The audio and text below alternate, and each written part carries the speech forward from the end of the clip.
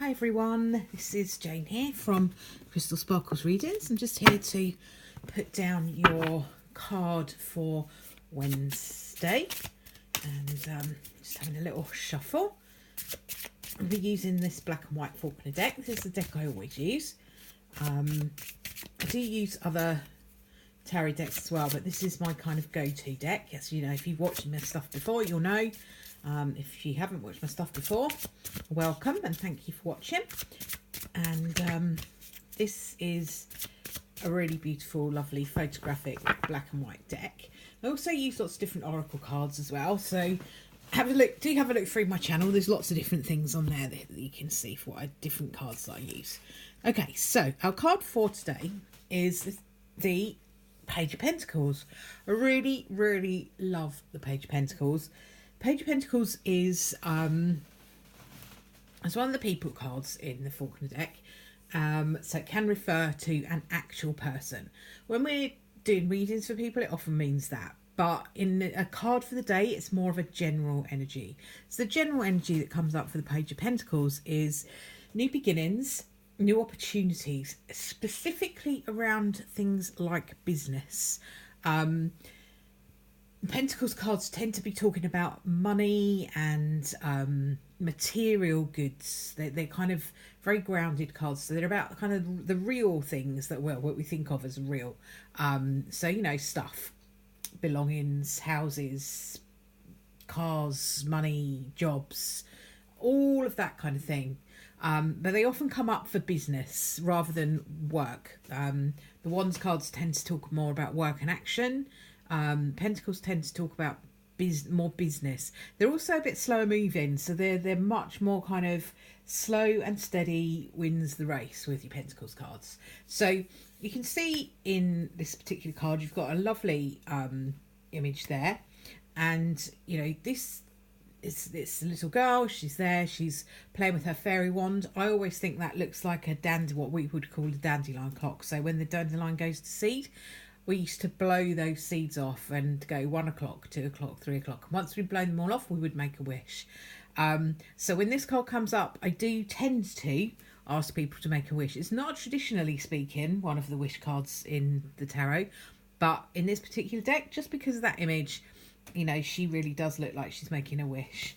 So I tend to say to people, you know, when this comes up, make a wish. Why not, after all, you know? Costs you nothing to make a wish. Sorry, excuse me.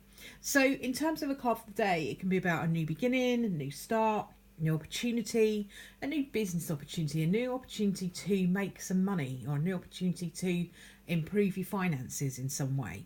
So it's a really, really lovely positive card, all about new starts, new beginnings, new opportunities. So tomorrow you can expect to have opportunities arriving for you.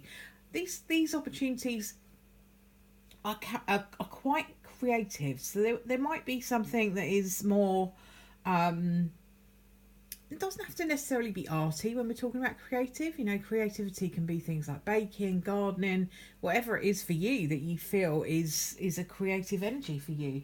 But it's about expressing yourself, really. So there's a new opportunity to express yourself, which may also lead to kind of opportunities to make it pay for you in a real term, in terms of, you know, coin. So really, really lovely positive card. I'm also going to put down one of these lovely mystical oracle cards. These are Colette Baron-Reid's latest oracle deck. I've been working with these for a few weeks now. So we're still getting used to them because they're kind of like a whole brand new concept. There's lots of different oracle cards out there, but I've not worked with shamanism before, so this is a learning curve for me too. So I'm just going to have a little shuffle and pop down one of these for us and just have a little look and see what we've got today. Okay, so I don't think we've had this one before. This is the Sorcerer. So see, I'm straight away drawn to this guy's eyes, looking very, very, almost like it reminded me a bit of a bird of prey, that image. And sorry, just as a little side note, here we've got a little furry friend has come to say hello. There he is. Hey, Merlin. Let's say hello to people. Let's say hello to everyone. Merlin. Maybe. Maybe not. Merlin. No, I think he is otherwise engaged, having a little think about things.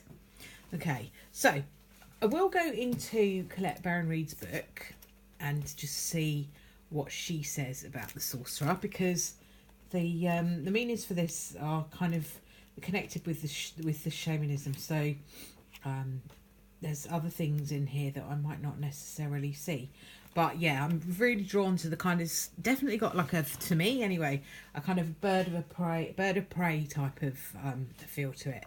So it says here the essence of this card is this is a source of dark power. The sorcerer represents the destructive aspect of the human psyche and the self-centered behavior that harms others. It symbolizes the unconscious belief and ideas that foster separation, conflict and scarcity. So this is an interesting card, really, and it's interesting that it reminded me of a bird of prey, because it kind of has that energy of like being, I don't know, preyed upon. When the sorcerer enters your circle, you're being called to look at how your beliefs around scarcity and self-centered fear manifest in your world. Examine the destructive part of your psyche that misuses power or harbours feelings of resentment, vengeance, law, lust, greed, bigotry, hatred. Perhaps you've harmed someone because of these dark tendencies. If so, all is not lost. You have only forgotten that all beings are connected and the universe is abundant. The sorcerer arrives to challenge you and to challenge your thinking. You're given a second chance to correct your course and practice not blaming others for darkness that lives inside you. Make peace with it and choose another way. So this is really interesting, because this does talk about, it talks about our shadow side, and I've talked about this before on my channel and in different cards. So this is basically that it's, the principle is that there is good and bad in all of us, you know. Good and bad actually is a concept that's weird anyway, because it really depends what way you look at things and what point of view you look at things from. And you know, what you think is bad may not be what somebody else thinks is bad. What you think is good may not be what they think is good. So there's a perception side to this as well. But what basically this card is saying is that, you know, we all have that darkness within us somewhere. You know, if someone has harmed us, that need or that want to maybe fight back and harm them back. So this card is kind of saying, you know, did you act in a way that was not particularly nice or not particularly good out of fear? Maybe, you know, did you kind of go on the attack because you felt fearful for your own position? Most acts of not very nice behaviour come from a place of fear and a place of being feeling like you are lacking, or there's scarcity around you, and so you feel like you have to fight for it. So it's a bit of a card that looks at that and that just says, you know, before you act in a destructive way, consider where that's coming from. You know, consider where your need to behave that way is coming from, and it's probably coming from a place of fear of losing something, or a fear of somebody else getting something before you get it, and you believing that that things are so limited that there can't be enough for everyone. There really is enough for everyone.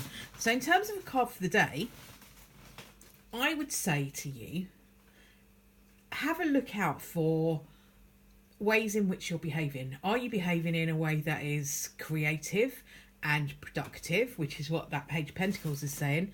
Or are you acting in a way that is destructive? Are you acting out of fear?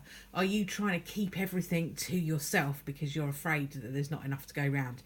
When that Page of Pentacles says absolutely there is enough to go round.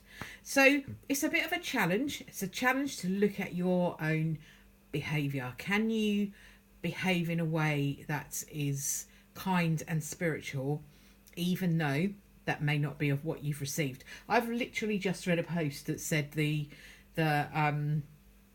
I can't remember exactly what it said, but basically it said the real challenge in life is to be kind to people that haven't been kind to you. It's quite easy to be kind to people that are kind to you anyway. If they're good people and they've been lovely to you, it's very easy to be lovely to them back. It's a little bit more challenging to be kind, generous, compassionate to people who haven't been particularly kind to you, or kind to others, or kind to the world. So it's a bit of trying to be as kind as you can, to everybody as much as you can. That being said, I really don't believe that you should have to take a lot of what from people. One of my favourite sayings is do no harm but take no you know what. So I will leave that with you for today, and I'll be back again tomorrow to pop down another card for the day. Just have a little think today about where your behaviours are coming from. Are they coming from a good place, or are they coming from a place of fear? Thanks very much for watching. Bye for now.